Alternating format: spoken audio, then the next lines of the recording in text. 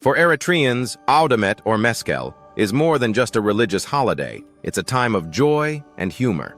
Whether it's the torch-bearing kids running through the streets or the grand bonfire lighting up the night, Audamet brings together family, tradition, and plenty of hilarious chaos.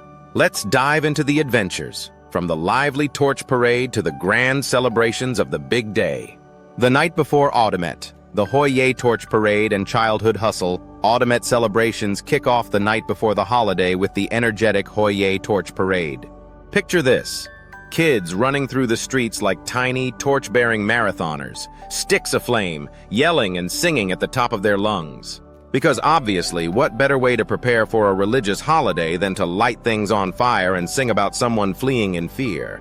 But it's not just any song, it's the iconic and somewhat mysterious chant, Abraham Agua, Kigoyi Tagoga, Abraham Titu, Kigoyi Teritu. Now, who is this Abraham guy?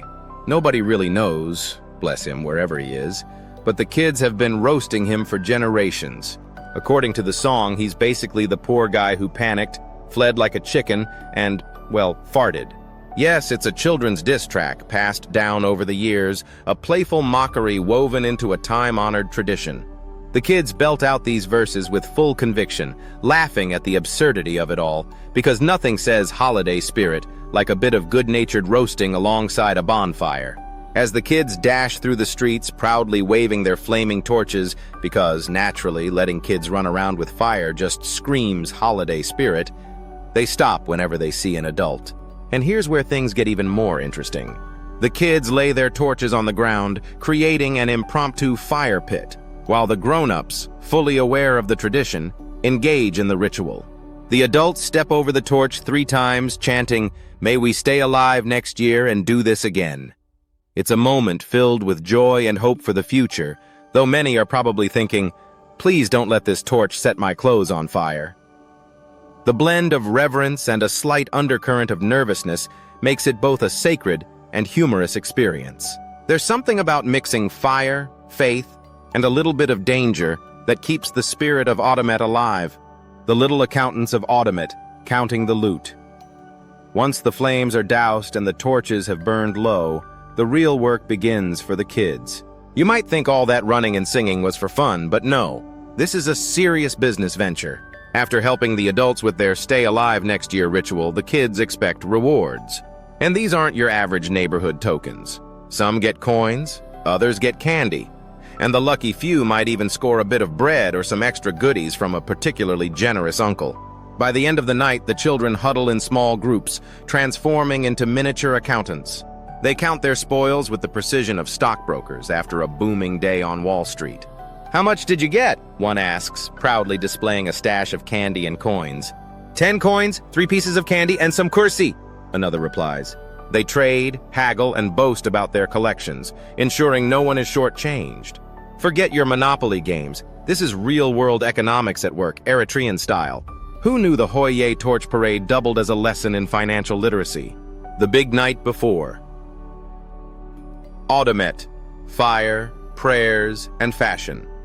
As the torchlight fades, the community turns to the next part of the celebration. Marathon prayers and the grand bonfire, all while looking their absolute best. The marathon prayers, a test of devotion. Before any flames light the night sky, the community gathers for an epic prayer session. These prayers go on and on and on. As the night wears on, some people's enthusiasm starts to flag. By the time the clock strikes midnight, there's always that one uncle who nods off halfway through, waking up suddenly with a loud "Amen," completely unaware the prayers have moved on. Despite the length, these prayers are the heart of Audamet, uniting the community in devotion before the grand culmination of the night, the Demera bonfire. The Demera bonfire, the moment everyone's been waiting for, finally. After the prayers, it's time for the Demera, the grand bonfire that symbolizes the discovery of the true cross. But let's be honest, it's also an excuse to light something on fire in a massive, spectacular fashion.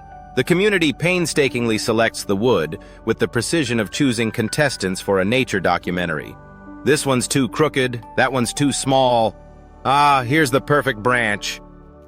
Once lit, the flames rise and the whole village watches, with some interpreting the way the fire falls as an omen. Look! It's falling towards the east! That means a bright future! Others silently pray the flames don't fall towards anyone's house, but instead, everything goes off without a hitch, at least most of the time. The big day: fashion, food, and family dynamics.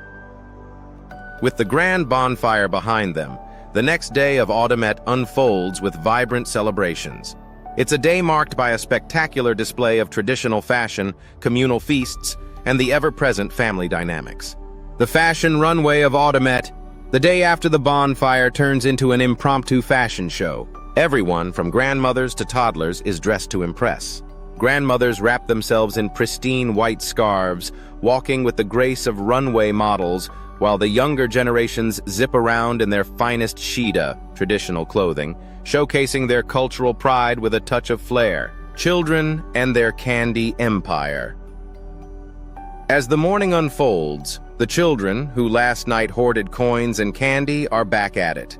As soon as the kursi, Eritrean bread, and sweets are brought out, they pounce like they haven't eaten in days. But instead of devouring their haul, these kids stash it away for later, building candy empires in their pockets, convinced a sugar shortage could strike at any moment. Sneaky uncles and their secret suwa. While the kids hoard candy, the sneaky uncles, who were so pious the night before, now subtly sneak away for a quick sip of suwa, traditional home-brewed alcohol. They operate like undercover agents, pulling younger relatives aside with a whisper, "Hey, want some suwa? Just don't tell your mom." It's part of the holiday, balancing devotion with just a little bit of mischief. The commanding mothers of Autumnet. Mid all this, the mothers are the true commanders of the day. These women, dressed in their finest, take charge of the household like military generals. There's no slacking under their watch. "You, clean the house! You, get the firewood! And you, stop standing there like Andy, pillar!" Any complaints are swiftly met with the classic response, "Tired? Tired from what? Breathing? Keep moving." And let's not forget the elders, who turn Autumnet into a family-wide debate session. Whether it's Grandpa Techley insisting the Demira should have been bigger, or Grandma warning, "We don't need a bonfire that can be seen from space, Tekla." The arguments are a staple of the holiday, providing a bit of lighthearted drama to round out the festivities. The heart of Autumnet: togetherness, tradition, and laughter. In the end, Autumnet is about more than just fire and fashion. It's a time to celebrate the unbreakable bonds of family and culture. Whether you're lighting the bonfire, counting your candy, or sneaking a sip of suwa, Autumnet is a beautiful, chaotic, and deeply meaningful holiday that connects Eritreans to their roots and to each other. So the next time Autumnet rolls around, embrace the fire, the prayers, the candy hoarding, and the family squabbles, because there's no place like home, even if that home is a world away. Enjoyed our fiery journey through Autumnet?